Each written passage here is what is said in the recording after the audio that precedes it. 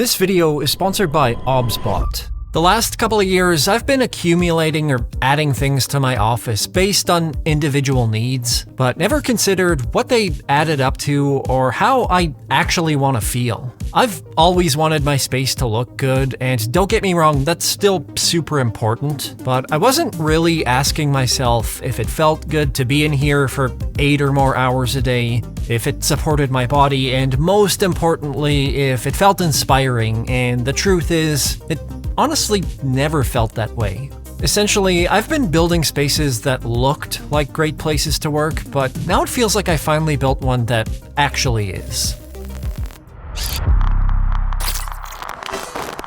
One of the pitfalls that I've fallen into building out my space is I've been trying to optimize everything for production or output while keeping a nice aesthetic, but it always seemed disjointed or lacked any kind of cohesiveness or thoughtfulness into my day-to-day process. Because of that, I spent a lot of time moving things around and making things work that never sat right or often resulted in a lot of clutter and the sense that everything in here was sort of temporary. It just never looked or worked how I'd envisioned, and it made me a little less into the work itself. So coming into 2026, I really wanted to fix that. I'd say the first thing that initiated this whole process was how I felt physically.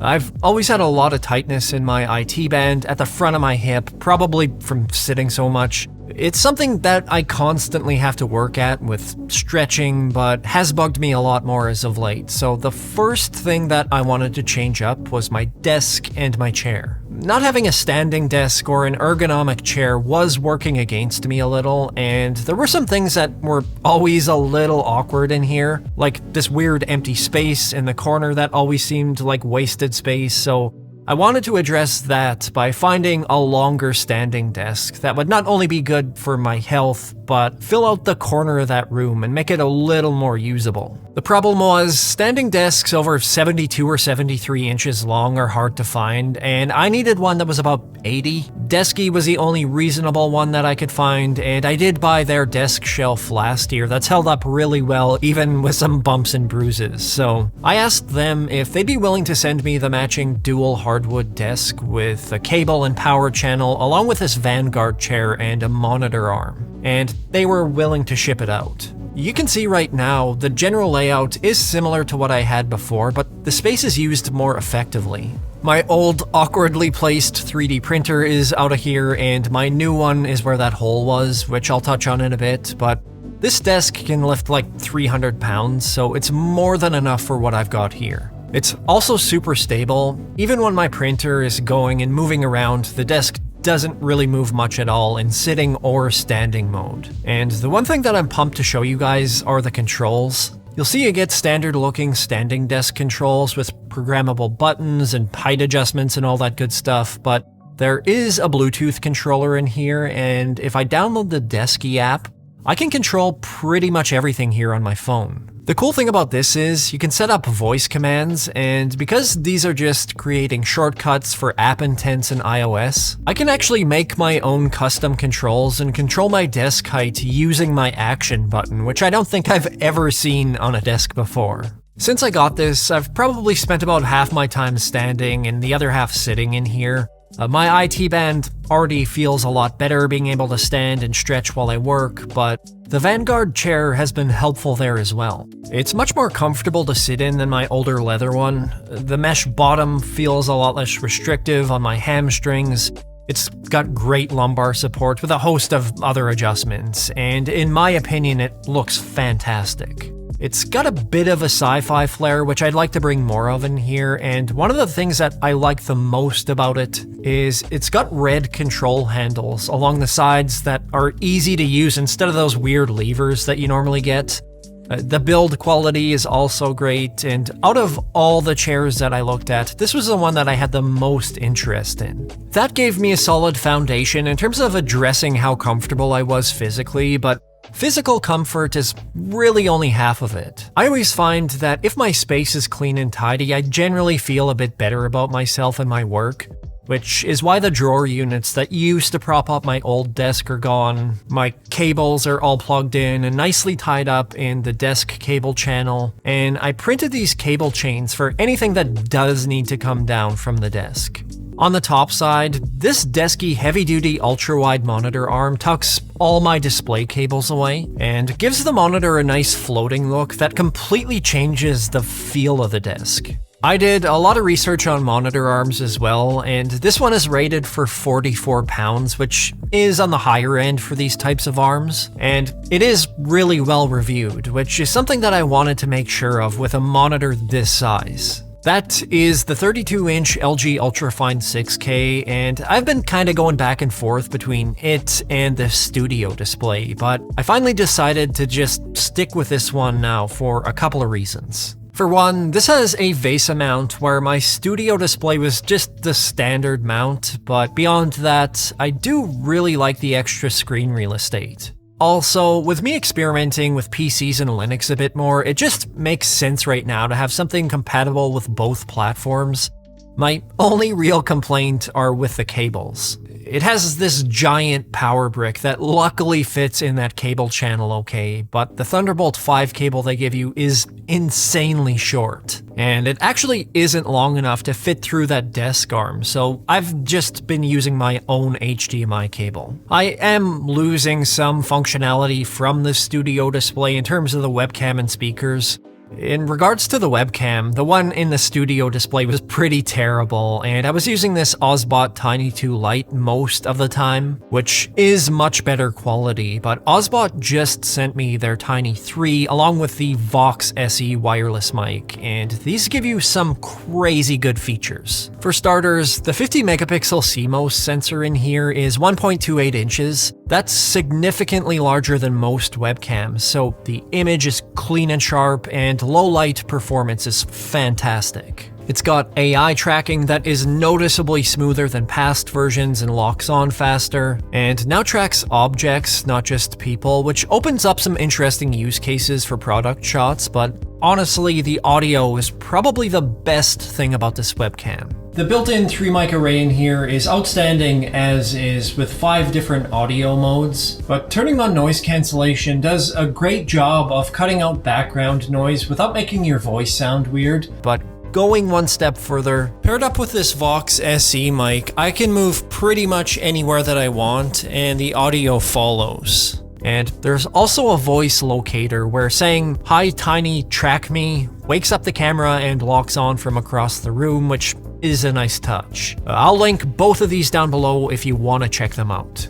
With the speakers, again, I wasn't using the built-in ones in the studio display, but the set of Kanto Auras that have been a staple here for the past year. And these sound fantastic with a relatively small footprint, so perfect for in here. I'll often have music on while I work, which is a big mood booster in the winter months, and I might throw on a nice landscape on the TV beside me to fight off a bit of that seasonal depression, but these speakers are sort of a cross between desktop and studio monitors. So not only are they good for music and watching content, but I can edit videos on here and know that for the most part, I'm gonna get nice, accurate sound. Now, all of this runs through the brains of the operation, which is the M3 Ultra Max Studio, and this is hands down the best computer that I've owned. This is the base M3 Ultra with 1TB of storage and 96 gigs of RAM, and it does absolutely anything that I want in here, whether it's running any creative apps,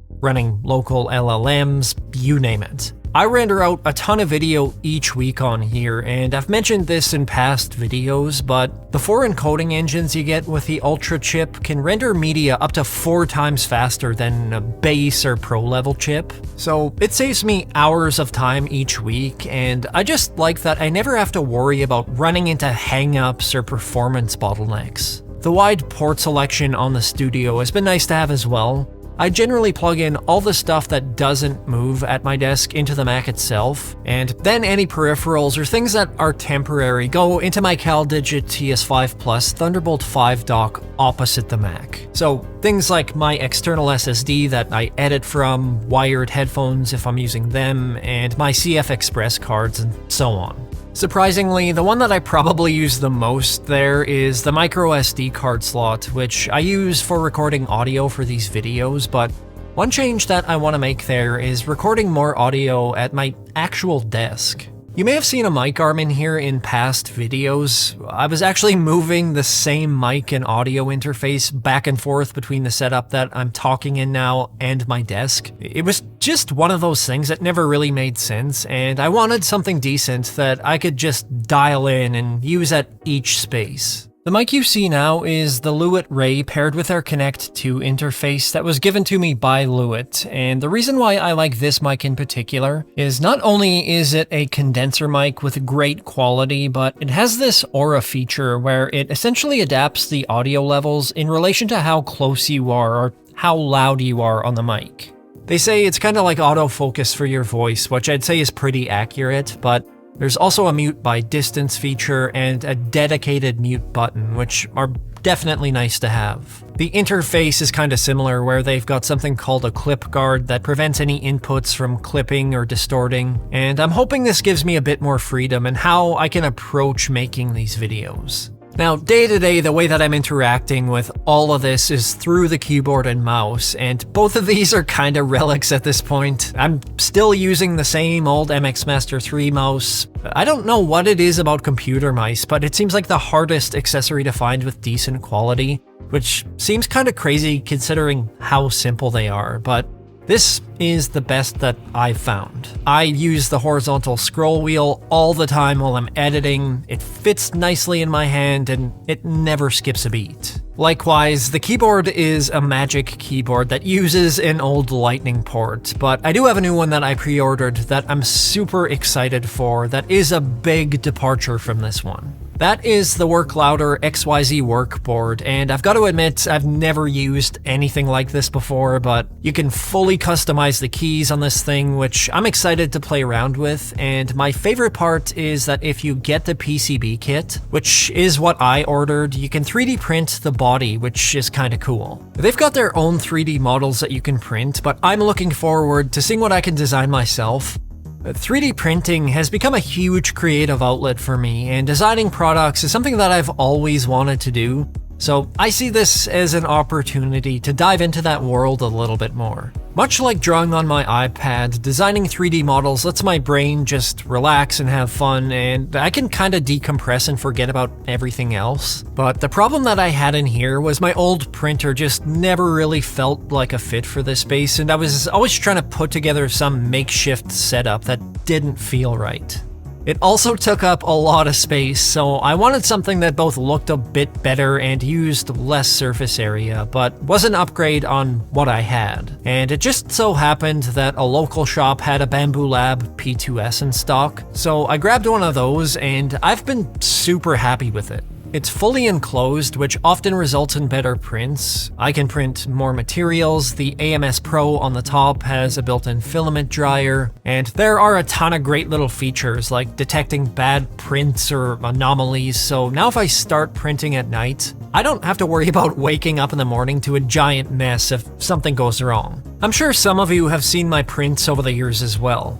I made that G3 Mac Mini case about a year ago, but I get tons of comments on my MagSafe charger asking me where I bought it. I actually 3D printed that and just put regular Apple chargers in it, and if we take a quick little spin around the room, I designed and 3D printed my speaker stands, all the little channels you see hiding cables in the slat panels. The new backdrop behind me is a Kamiko frame that I found on MakerWorld that took me over a week to print, which I've still got to finish at some point. I've made LED rope holders on the walls, the light mount above my desk, those cable chains that I mentioned earlier, and the neon strip holders I have that are mounted at the back of my desk. Those LED strips under the desk are nice because I have them attached on the bottom of the desk at an upward angle. I don't know if anyone else out there has tried to mount LED strips at the back of their desk before, but you often have to run cables over them, and if you've got mounts like this monitor or mic boom, they can be a bit of a pain, so this actually solves that. And I'm always looking for things that I can print to improve or organize this space, and this printer has been a way to make this space more intentionally mine.